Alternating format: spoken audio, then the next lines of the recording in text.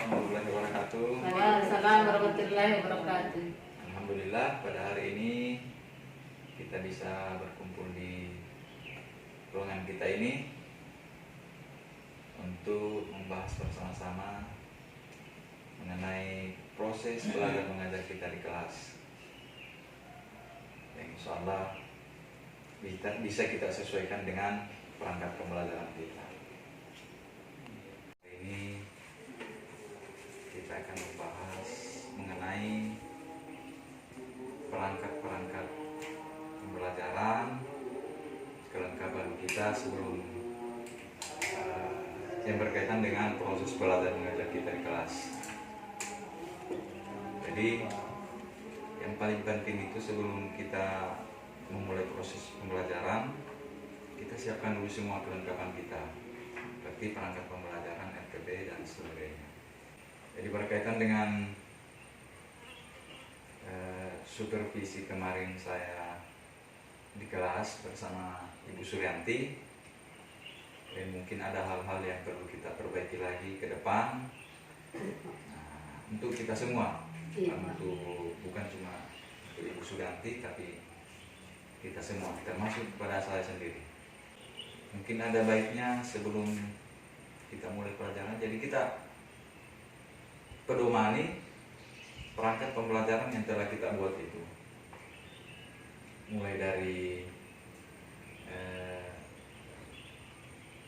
mengawali kegiatan proses belajar mengajar sampai kepada pemberian materi,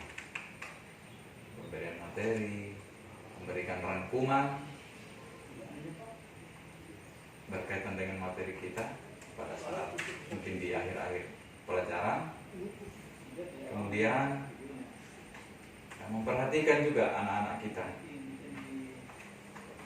Kadang-kadang kita lihat anak-anak kita kalau sudah mulai jenuh, ya jadi kita bagaimana cara kita agar semangat itu bisa kembali lagi, semangat untuk mengikuti pelajaran itu kembali. Jadi itu.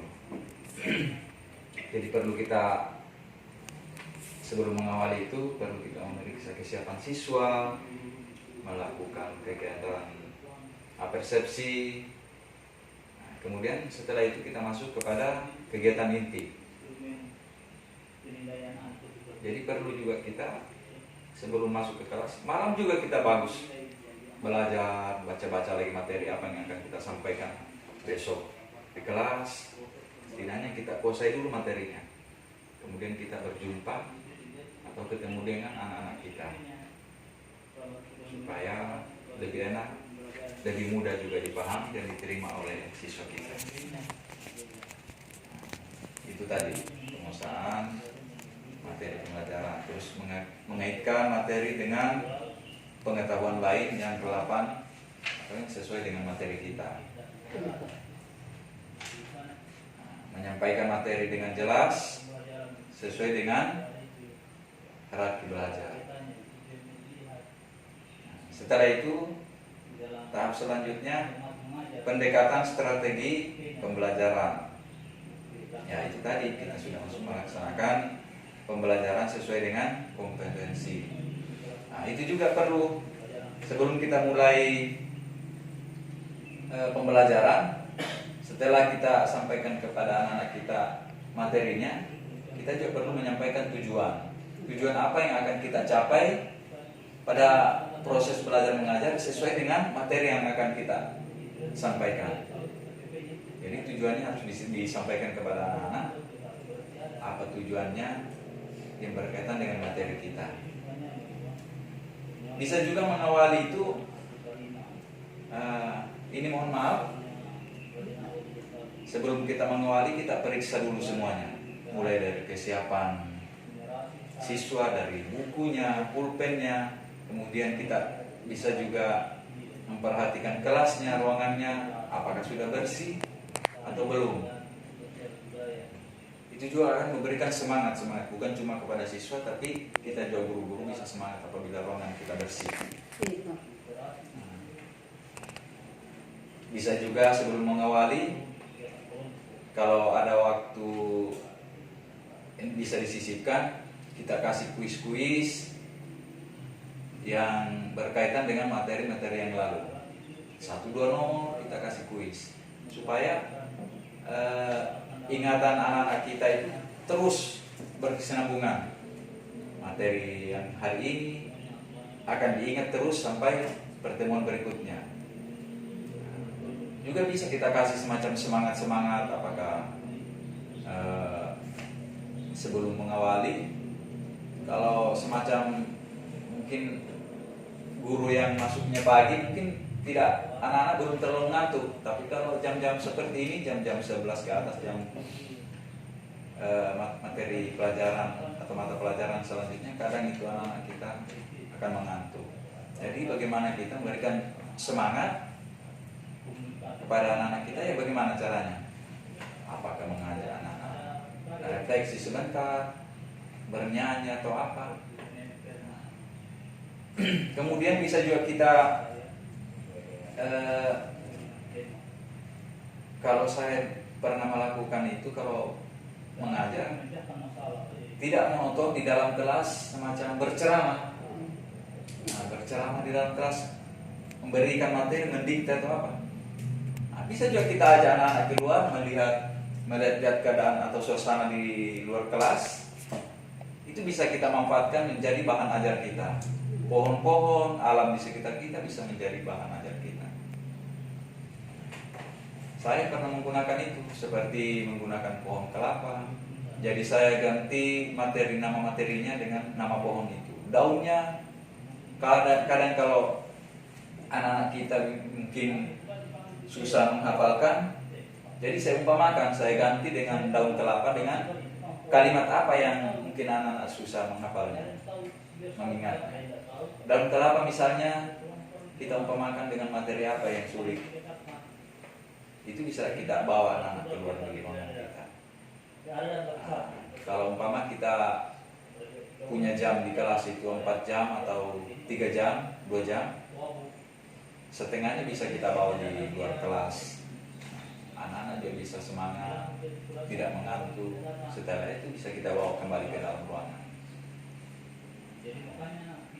Jadi itu yang perlu kita praktekkan ke depan.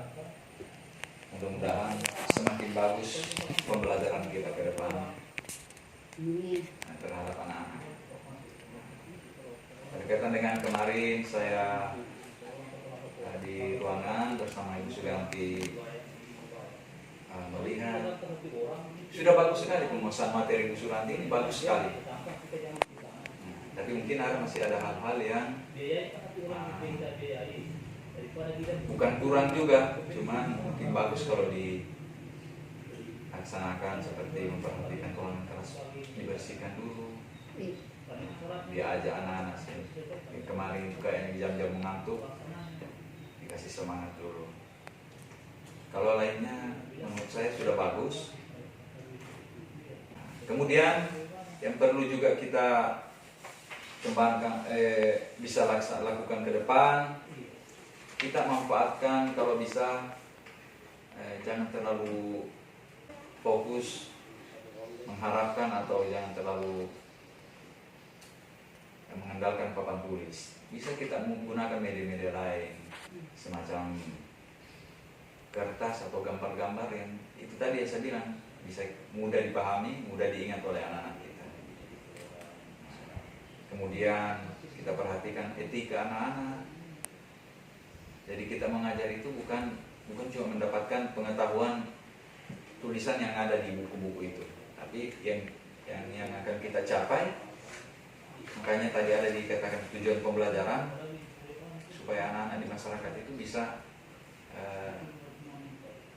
memanfaatkan atau bisa menyalurkan ilmu yang didapatkan dari bangku sekolah. Nah, jadi itu tadi bisa kita manfaatkan media pembelajaran, dan mudah-mudahan ke depan kita sudah berusaha terus berdoa, mudah-mudahan ke depan kita bisa juga punya SCD atau fokus yang bisa kita pakai untuk mengajar. Amin. Jadi kita belajar memang sekarang buat materi di poin-poin. Enak sekali sebenarnya itu. Enak. gampang mengajar, begitu mudah dipahami. Sekarang juga saya itu sementara buat materi lewat PowerPoint. Jadi itu, jadi melaksanakan pembelajaran, kemudian pemanfaatan sumber belajar atau media belajar. Nah, seperti yang saya katakan tadi, bisa kita gunakan alam sekitar kita di luar kelas yang akan bisa menghasilkan pesan menarik. Begitu juga nanti supaya anak-anak tidak bosan duduk sendiri, bisa kita bagi-bagi kelompok apabila ada tugas. Kita bagi kelompok, anak-anak itu kan pengetahuannya tidak rata. Ada yang pintar, ada yang setengah pintar, bahkan ada yang mungkin sama sekali kurang. Jadi kalau umpama anak-anak kita itu ada beberapa yang pintar, kita bagi di kelompok yang itu harus ada yang pintar. Kelompok yang satu, kelompok yang dua, ada yang pintar. Supaya yang kelompok yang tadinya mungkin masih kurang pengetahuannya, semangat, tidak akan merasa malu, minder, karena mungkin dia bilang saya mungkin kurang. Itu tadi. Kemudian dari situ kita bisa menilai mana anak-anak yang betul-betul aktif selama proses pembelajaran berlangsung. Kemudian penggunaan bahasa, menggunakan bahasa lisan dan tulisan secara jelas dan baik dan benar, yang mudah dipahami anak-anak. Jadi kita gunakan bahasa yang paling mudah, paling gampang dipahami dan anak-anak. Bisa juga kita sambil mengajar, sambil bercanda. Dari candaan itu mudah-mudahan anak-anak bisa gampang mengingat dan gampang mengetahui, gampang memahami. Kemudian kegiatan akhir atau penutup, selain kita bisa melakukan refleksi, membuat rangkuman, kemudian melakukan tindak lanjut dengan memberikan arahan atau kegiatan atau tugas sebagai remedi. Jadi untuk sementara begitu. Jadi saya harapkan ke depan kita betul-betul melakukan proses belajar mengajar. Jadi bagus kalau RPP-nya ini dibagi-bagi tiap pertemuan supaya tidak susah kita. Jadi setiap kita mau masuk lagi di ruangan membawakan materi, itu yang sudah kita bagi, yang kita bawa juga masuk di ruangan. Di situ kan sudah ada kegiatan inti, materinya sudah jelas. Jadi disampaikan memang sebelum kita keluar dari kelas, disampaikan anak ke depannya, minggu depan kita akan membahas materi ini. Mungkin begitu untuk sementara. Jadi saya mau lihat-lihat perangkatnya, mudah-mudahan sudah sesuai. Jadi saya mau periksa Bu, mulai dari RPP-nya yang sesuai dengan materi yang Ini sudah berapa kali pertama? jadi harus diperhatikan itu KDKI-nya Bu. Jadi kita perhatikan. Kemudian yang perlu diperhatikan juga supaya kita tidak jalan buta, istilahnya tidak jalan sembrono, kita perhatikan semua mulai dari silabusnya, kalender pendidikan juga yang perlu diperhatikan Bu. Nah, ya Bu ya, kalender pendidikan. Nah, supaya nanti juga kalau pada saat penginputan nilai di rapor itu kita juga perbaiki KD-nya, sesuaikan pada bab semester itu berapa, kan ada istilah KD gemuk, KD kurus, itu yang kita perhatikan supaya kita mudah dalam penginputan nilai nanti. Nah, jadi istilahnya janganlah kita persulit diri kita. Jadi ini ya Bu Suranti sudah bagus, kemudian sudah ada juga KD. Ya, KD-nya sudah ada, kan ini nanti jadi pedoman kita untuk penginputan nilai rapor. Pertemuan pertama ada orientasi, persepsi, motivasi, pemberian. Ya. Kemudian perlu juga kita perhatikan itu supaya tidak susah nanti kita program semester dan program tahunan itu. Nah, di program semester sudah lengkap. Ada. Pada semester ini saya akan mengajarkan berapa KD, berapa bab begitu. Itu ada kan semua ibu-ibu ada program semester, program tahunan ya. Program semester, program tahunan, silabus juga ada. Jadi itu yang perlu. Alhamdulillah karena saya lihat berkasnya sudah, perangkatnya semua lengkap, bagus. Tinggal kita menerapkan nanti ke siswa kita. Tinggal kita perbaiki cara kita, terutama penguasaan materi. Demikianlah pada hari ini yang perlu kita bahas.